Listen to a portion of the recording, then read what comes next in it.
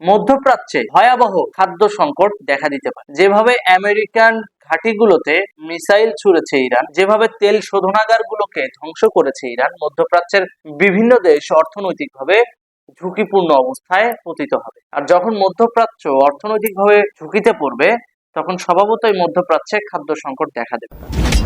এদিক দিয়ে আবার একটা জিনিস ভালো, দক্ষিণ এশিয়ার খাদ্য রপ্তানির বাজার এক্ষেত্রে বাড়তে পারে। কিন্তু আমেরিকা যেভাবে ওয়ার্ল্ড ওয়াইড বিশ্বব্যাপী যেভাবে খাদ্য চুক্তি করিয়ে রেখেছে বিভিন্ন দেশের সঙ্গে, সেই খাদ্য চুক্তি মানতে গেলে ওই সমস্ত দেশকে আমেরিকার অনুমতি নিয়েই দক্ষিণ এশিয়া থেকে কেনাকাটা করতে হবে। তার মানে বুঝতে পারছেন, মধ্যপ্রাচ্য তারা খাবার আমদানি করবে আমেরিকার অনুমতি নিয়ে, ঠিক যেভাবে এখন বাংলাদেশ রাশিয়ার কাছ থেকে তেল কিনতে গেলে আমেরিকার অনুমতি লাগছে, ভবিষ্যতে মধ্যপ্রাচ্যের ক্ষেত্রেও একই পদ্ধতি অবলম্বন করতে হবে।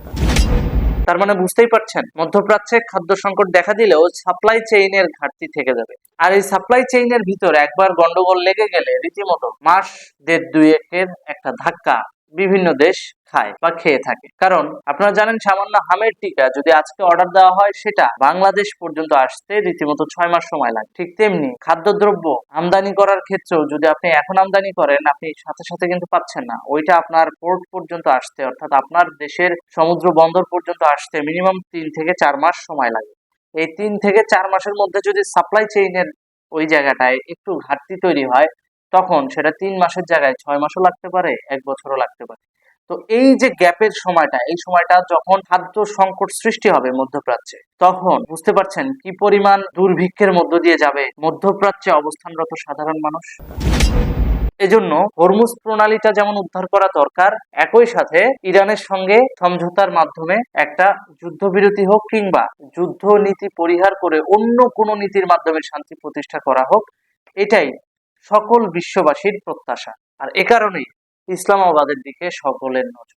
পারস্পরিক বোঝাপড়ার ভিত্তিতে অমীমাংসিত সমস্যাগুলির সমাধানে এগিয়ে আসবে, তাহলে উপমহাদেশে পরিস্থিতি স্বাভাবিককরণের প্রচেষ্টা সফল হওয়ার পথে আর কোনো বাধা থাকবে না। ইরান ও যুক্তরাষ্ট্রের মধ্যে ইতিমধ্যে আলোচনা শুরু হয়ে গেছে এবং ইসলামাবাদে সেই আলোচনা চলমান রয়েছে। কূটনীতি বিশ্লেষকদের দাবি যে এই আলোচনা গড়াতে পারে রোববার পর্যন্ত, অর্থাৎ শনিবার প্রথম দফার আলোচনা শেষ হওয়ার পর রবিবারেও দ্বিতীয় দফায় আলোচনা বসতে পারে। টেলিফোন কূটনীতির মাধ্যমে যুদ্ধে লিপ্ত এই দুই পরাশক্তিকে এক টেবিলে বসানোর জন্য রীতিমতো ঘাম ঝরেছে পাকিস্তানের প্রেসিডেন্ট শাহবাজ শরীফের। কিন্তু শেষ মুহূর্ত পর্যন্ত শাহবাজ শরীফের সেই মুখ কি আর থাকছে, কতটুকু সেটা রক্ষা করতে পারছেন তিনি, সেই বিষয়গুলো নিয়েই আজকে আলোচনা হবে।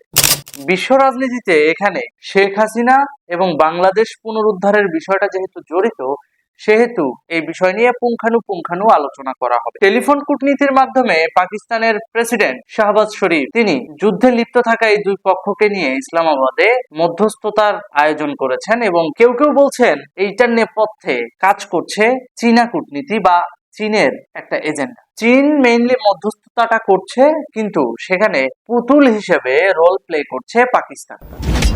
ইতিমধ্যে বিভিন্ন গণমাধ্যমে সেই বিষয়টিও উঠে এসেছে। ইসরায়েল, যুক্তরাষ্ট্র, রাশিয়া এবং ইরান এই দুই পক্ষকে যুদ্ধবিরতিতে সম্মত করার জন্য চীন নেপথ্যে থেকে কাজ করছে এবং তার রিপ্রেজেন্টেটিভ হিসেবে পাকিস্তান তার মধ্যস্থতাকারী হিসেবে মাঠ পর্যায়ে নিজেকে উপস্থাপন করছে। এদিকে যখন মধ্যস্থতা নিয়ে ইসলামাবাদে আয়োজন চলছে কিভাবে দুই পরাশক্তিকে একত্রিত বসে যুদ্ধবিরতি সম্পূর্ণ করা যায়, হরমুজ প্রণালী মুক্ত করা যায়, কারণ এই হরমুজ প্রণালী বন্ধ থাকার কারণে বিশ্বের অনেক দেশ জ্বালানি সংকটে ভুগছে, যার কারণে হরমুজ প্রণালীটাকে যেভাবে হোক মুক্ত করতে হবে, এমন ধ্যান ধারণার থেকে এই আলোচনার উৎপত্তি। যখন বিশ্বের দুই এই শক্তি যুদ্ধবিরতি করবে কি করবে না এটা নিয়ে ইসলামাবাদে আলোচনা করছে, তখন আমরা দেখতে পাই দুই পক্ষ থেকে দুই ধরনের বিবৃতি। ইরানের বিরুদ্ধে যুদ্ধ চালিয়ে যাওয়ার ঘোষণা দিয়েছেন নেতানিয়াহু সরকার, অর্থাৎ ইসরায়েলের প্রেসিডেন্ট। একই সাথে ইরানের পক্ষ থেকে বলা হয়েছে তারাও ট্রিগারে হাত রেখেই চলছেন। তার মানে কি, আলোচনা হচ্ছে আলোচনার জায়গায়, যুদ্ধ যুদ্ধের জায়গায়। প্রকৃতপক্ষে কতটা সফল হবে সেটাই এখন দেখার বিষয়। যখন ইসলামাবাদে যুদ্ধবিরতি চলমান, ঠিক ওই সময়টাতেই আমরা নিউজের মাধ্যমে জানতে পারি আমেরিকান রণতরী হরমুজ প্রণালীকে উদ্ধার করার জন্য রওনা দিয়েছে। এদিকে চীনও অস্ত্র সরবরাহ বাড়িয়ে দিয়েছে ইরানের প্রতি। প্রকৃতপক্ষে হরমুজ প্রণালী থেকে ট্যাক্স নেবে দুইটা দেশ, ইরান এবং ওমান। এই ইরান এবং ওমান উভয় পক্ষই চীনা মুদ্রায় ট্যাক্স নিতে জোর দাবি জানিয়েছে, অর্থাৎ তারা চীনা মুদ্রা ছাড়া অন্য কোনো মুদ্রায় ট্যাক্স নেবে না। যেহেতু তারা চীনা মুদ্রায় ট্যাক্স নেবে, এখানে চীনের একটা অর্থনৈতিক স্বার্থ কিছুটা হলেও জড়িত, কারণ চীনের টাকার মান বাড়বে, বা চীনের যে ইয়াং বলা হয়, আরএমবি বলা হয়, এইটার মান বাড়বে। তো চীনা মুদ্রার মান যেহেতু বাড়বে, সেহেতু চীনকেও তো এখানে কিছু না কিছু পার্টিসিপেট করতে হবে। তো যখনই আমেরিকা ওখান থেকে হরমুজ প্রণালী উদ্ধার করার জন্য রণতরী পাঠিয়েছে, তখন চীন এখান থেকে অস্ত্র সরবরাহ করেছে। এবং রাশিয়ার প্রেসিডেন্টের পক্ষ থেকে বলা হয়েছে সার্বক্ষণিকভাবে ইরানের পাশে রাশিয়ার প্রেসিডেন্ট থাকবে। এখনো পর্যন্ত সর্বশেষ পাওয়া তথ্য অনুযায়ী জানা যায় নাই মূলত শেষ মুহূর্তে যুদ্ধবিরতি হবে কি হবে না। ইরান এবং যুক্তরাষ্ট্রের মধ্যে সমঝোতা কতখানি এগোলো, কারণ ইরান তার বাজেয়াপ্তকৃত সম্পদ আমেরিকার কাছ থেকে ফেরত চাইছে। আবার আমেরিকা হরমুজ প্রণালী নিয়ে রীতিমতো মতবিরোধে জড়িয়েছে ইরানের সাথে। মাঝখানে মানকে চিপায় পড়ে গেছে পাকিস্তানের প্রধানমন্ত্রী শাহবাজ শরীফ। সর্বশেষ পাওয়া তথ্য অনুযায়ী জানা যায় মধ্যপ্রাচ্যে ভয়াবহ খাদ্য সংকট দেখা দিতে পারে। কেন? কারণ যেভাবে আমেরিকান ঘাঁটিগুলোতে মিসাইল ছুড়েছে ইরান, যেভাবে তেল শোধনাগারগুলোকে ধ্বংস করেছে ইরান, মধ্যপ্রাচ্যের বিভিন্ন দেশ অর্থনৈতিকভাবে ঝুঁকিপূর্ণ অবস্থায় পতিত হবে। আর যখন মধ্যপ্রাচ্য অর্থনৈতিকভাবে ঝুঁকিতে পড়বে, তখন স্বভাবতই মধ্যপ্রাচ্যে খাদ্য সংকট দেখা দেবে। এদিক দিয়ে আবার একটা জিনিস ভালো, দক্ষিণ এশিয়ার খাদ্য রপ্তানির বাজার এক্ষেত্রে বাড়তে পারে। কিন্তু আমেরিকা যেভাবে ওয়ার্ল্ড ওয়াইড বিশ্বব্যাপী যেভাবে খাদ্য চুক্তি করিয়ে রেখেছে বিভিন্ন দেশের সঙ্গে, সেই খাদ্য চুক্তি মানতে গেলে ওই সমস্ত দেশকে আমেরিকার অনুমতি নিয়েই দক্ষিণ এশিয়া থেকে কেনাকাটা করতে হবে। তার মানে বুঝতে পারছেন, মধ্যপ্রাচ্য তারা খাবার আমদানি করবে আমেরিকার অনুমতি নিয়ে, ঠিক যেভাবে এখন বাংলাদেশ রাশিয়ার কাছ থেকে তেল কিনতে গেলে আমেরিকার অনুমতি লাগছে, ভবিষ্যতে মধ্যপ্রাচ্যের ক্ষেত্রেও একই পদ্ধতি অবলম্বন করতে হবে। তার মানে বুঝতেই পারছেন, মধ্যপ্রাচ্যে খাদ্য সংকট দেখা দিলেও সাপ্লাই চেইনের ঘাটতি থেকে যাবে।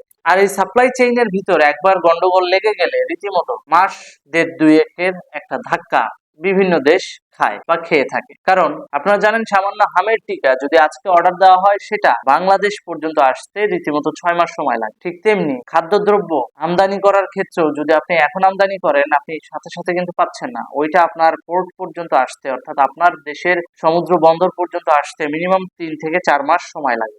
এই 3 থেকে 4 মাসের মধ্যে যদি সাপ্লাই চেইনের ওই জায়গাটায় একটু ঘাটতি তৈরি হয়, তখন সেটা 3 মাসের জায়গায় 6 মাসও লাগতে পারে, 1 বছরও লাগতে পারে। তো এই যে গ্যাপের সময়টা, এই সময়টা যখন খাদ্য সংকট সৃষ্টি হবে মধ্যপ্রাচ্যে, তখন বুঝতে পারছেন কি পরিমাণ দুর্ভিক্ষের মধ্য দিয়ে যাবে মধ্যপ্রাচ্যে অবস্থানরত সাধারণ মানুষ। এজন্য হরমুজ প্রণালীটা যেমন উদ্ধার করা দরকার, একই সাথে ইরানের সঙ্গে সমঝোতার মাধ্যমে একটা যুদ্ধবিরতি হোক, কিংবা যুদ্ধ নীতি পরিহার করে অন্য কোনো নীতির মাধ্যমে শান্তি প্রতিষ্ঠা করা হোক, এটাই সকল বিশ্ববাসীর প্রত্যাশা। আর এ কারণেই ইসলামাবাদের দিকে সকলের নজর। ধন্যবাদ।